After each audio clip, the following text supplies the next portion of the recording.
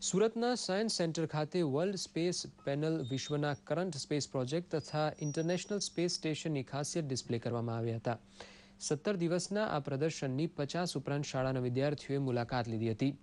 Science સેન્ટરમાં Mangalyaan panel, જેમાં મંગળયાન કેવી રીતે લોન્ચ કરાયું તે વખતે ઉપયોગમાં લેવાયેલા સાધનોની ડિટેલ માહિતી તેમજ ઇસરો પેનલ અને ઇસરોના ફ્યુચર પ્રોજેક્ટ્સ, ઇસરોનું સ્ટ્રક્ચર વગેરે બતાવતી 40 પેનલ્સ ડિસ્પ્લે કરવામાં આવી હતી.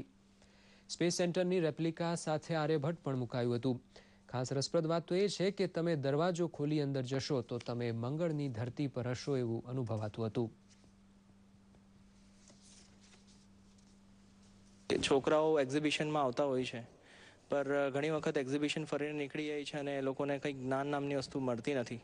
તો અમારા પ્રપોઝલમાં એ જ હતું કે અમે એ લોકોને સમજાવવા માટે ઊભા રહીશું અને એ લોકોના પ્રશ્નોના ઉકેલ લાવીશું.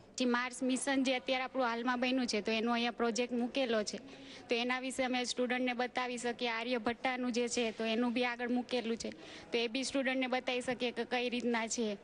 બહુ જ ફાયદાકારક હોય છે. અમારી તો ઈચ્છા છે કે સ્ટુડન્ટ લોકો આવે અને જોવે આ બધી વસ્તુ.